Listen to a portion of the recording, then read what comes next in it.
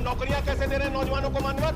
जब वो नौजवान सड़क पर नौकरी मांगने के लिए निकलते हैं, उनको लाठियों से पिटवाया जाता है प्रयागराज में, उनको पटना में लाठियों से पिटवाया जाता है, घर में घुस के लाठियों से पीट पीट के आप नौकरी दे रहे हैं, आंसू गैस के गोले छोड़ छोड़ के आप नौकरी दे रहे हैं। फिर आपसे पूछा जाता है कुछ आमदनी बढ़ी क्या सरकार की? कहते हैं हाँ बिल्कुल बढ़ा दी, steel authority of India limited बेच दिया, कोल इंडिया बेच दिया, बीपीसीएल बेच दिया, एलआईसी बेच दिया, बैंक बेच दिया, पोर्ट बेच दिया, सब कुछ बेचने का काम किया। ये आपका मेक इन इंडिया है। ये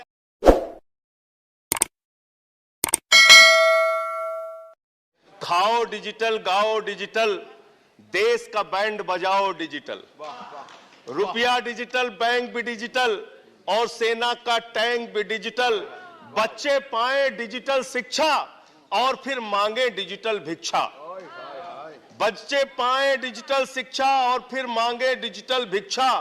डिजिटल डॉक्टर, डिजिटल गोली, डिजिटल ईद और डिजिटल होली, डिजिटल सड़क पर डिजिटल कार, डिजिटल संसद और सरकार, डिजिटल खेत में करो किसानी, डिजिटल खाद और डिजिटल पानी, डिजिटल दूध और डिजिटल गाय, डिजिटल चीनी, डिजिटल चाय, भर के खाओ डिजिटल रोटी और फिर कर दो डिजिटल पोटी। ये इस बजट के बारे में एक कवि की प्रतिक्रिया है मान्यवर। और जो इस सरकार के दावे हैं अब उस पर थोड़ी बात कर लेते हैं मान्यवर। इन्होंने कहा है कि 60 लाख नौकरियां देंगे। मैं पूछना चाहता हूं, आपने तो स्वयं स्वीकार कर लिया, पहले तो आप 2-2 करोड़ करके लोगों को मूर्ख बनाते रहे और अब आप खुद स्वीकार कर रहे हैं कि 2 करोड़ आपके बस की नहीं है। अब आप 60 लाख नौकरियां देने की बात कह रहे हैं। और आप नौकरियां कैसे दे रहे हैं नौजवानों को मान्यवर? 35,000 रेलवे भर्ती के लिए 1 करोड़ नौजवानों ने उसमें फॉर्म भरा और उसके बाद जब उसका परिणाम आता है उसमें घोटाला और गड़बड़ी की जाती है। जब वो नौजवान सड़क पर नौकरी मांगने के लिए निकलते हैं, उनको लाठियों से पिटवाया जाता है प्रयागराज में, उनको पटना में लाठियों से पिटवाया जाता है, घर में घुस के लाठियों से पीट पीट के आप नौकरी दे रहे हैं, आंसू गैस के गोले छोड़ छोड़ के आप नौकरी दे रहे हैं। आप कर्मचारियों की बात इस बजट में कर लीजिए मान्यवर। जब कर्मचारियों की चर्चा होती है, पूरे देश के कर्मचारियों की एक ही मांग है, पुरानी पेंशन की बहाली की जाए, पुरानी पेंशन की बहाली की जाए। 40 दिन कोई सांसद और विधायक रह लेता है, पूरे जीवन भर उसको पेंशन मिलती है। 40 साल कोई कर्मचारी नौकरी करता है, उसकी पेंशन आपने खत्म कर दी। पेंशन तो छोड़िए, टैक्स के राहत की उम्मीद थी कर्मचारियों को, आपने इस बजट में वो भी नहीं दिया। इसके साथ साथ मान्यवर, आपने इस बजट में किया क्या है?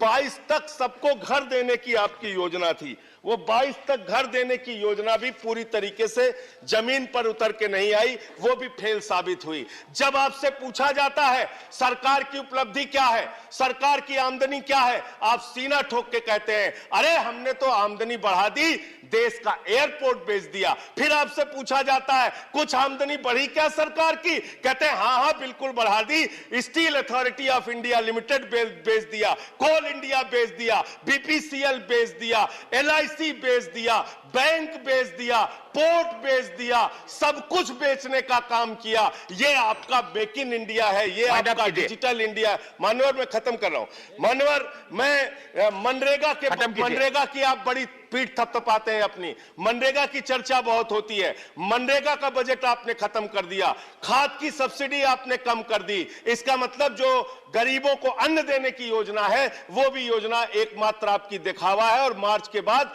गरीबों को अनाज हिंदुस्तान में मिलना बंद हो जाएगा। अंत में आपके माध्यम से एक ही इस सरकार से अनुरोध करना चाहूंगा कि अपना ध्यान देश की तरक्की पर लगाइए, देश को आगे बढ़ाने पर लगाइए।